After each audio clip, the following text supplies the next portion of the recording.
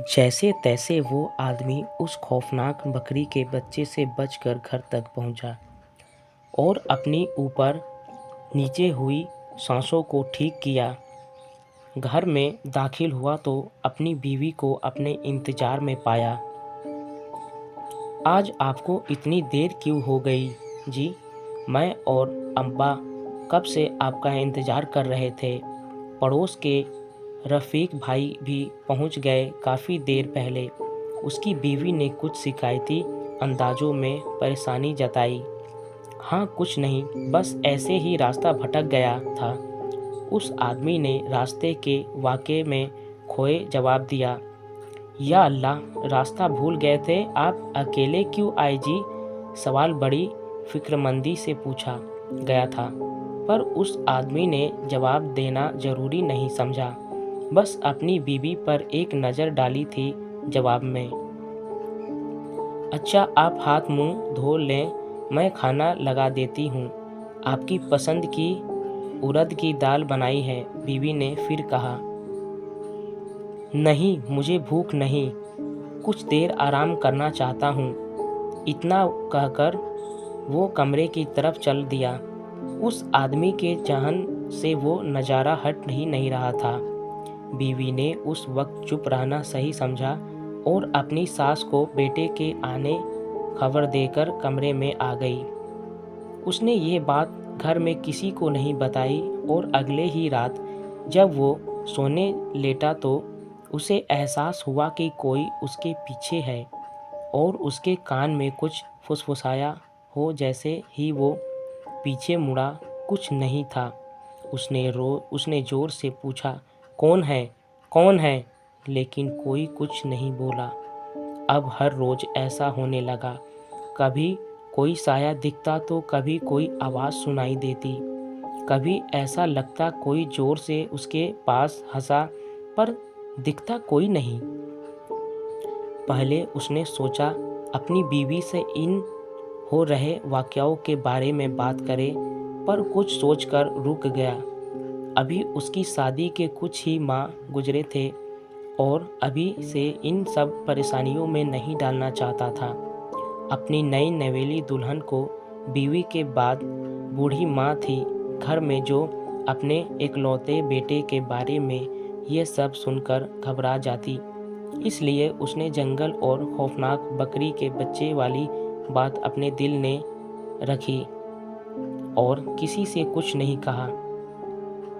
इसी उधेड़-बुन में एक दो दिन और गुजर गए।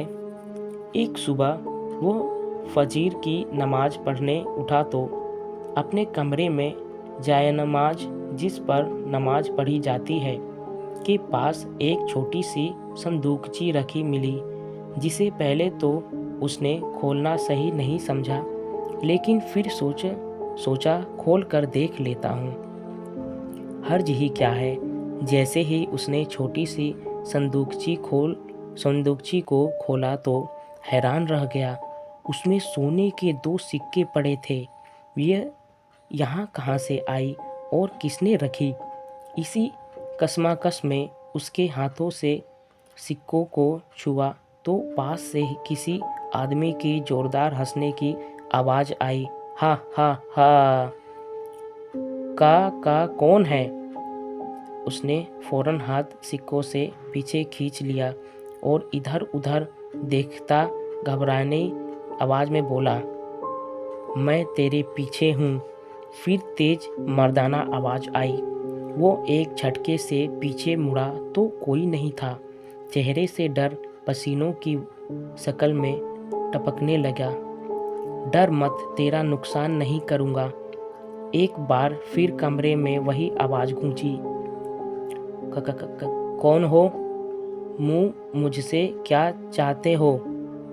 टूटे फूटे लफ्ज़ों में दबी दबी दहशतजद आवाज़ निकली।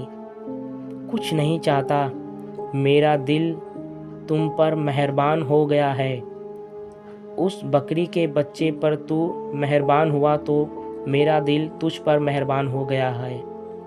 हा हा हा, अनदेखे आदमी के लफ्ज़ फिर फिजा में गूंजे।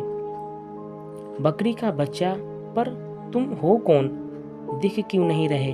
फिर से वही सब वाकया नज़रों के आगे घूम गया। मैं जिन्नात हूँ, वो मेरा बेटा है जिसे तूने अपने कंधे पर बैठाया था।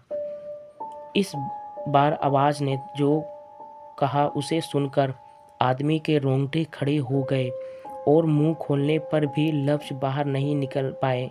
शायद कहीं अंदर ही कैद हो कर रह गए। फिजा में फिर आवाज़ गूंजी, तुझे मुझसे डरने की ज़रूरत नहीं। तूने मेरे बेटे को अपने कंधे की सवारी कराई है। तुझे जब जो चाहिए इस संदूकची में लिख कर रख दिया कर, तुझे वो मिल जाएगा। पर तुम मेरी मदद क्यों करना चाहते हो? उस आदमी ने हिम्मत करके इधर उधर देखते हुए पूछा, जैसे तलाशने की कोशिश कर रहा हो कि आवाज़ कहाँ से आ रही है। मेरा दिल तुझ पर मेहरबान हो गया है, लेकिन सुन, एक बात का खास ख्याल रखना। ये बात तू किसी को बताएगा नहीं और कभी ज़रूरत से ज़्यादा की ख्वाहिश मत करना, वरना जो होगा उसका जिम्मेदार तू खुद होगा। इन लफ्ज़ों के बाद वो आवाज़ फिर नहीं आई। कई दिन गुजर गए। उस संदूकची में सिक्के यूं ही पड़े रहे। उस आदमी को अपने साथ हुए वाक़ये पर यकीन ही नहीं आ पा रहा था। सब एक ख्वाब सा लग रहा था उससे पर भी थी वो एक हकीकत जिसका जीता जागता सबूत वो छोटी सी संदूकची थी। इस वाक़ये को हुए कुछ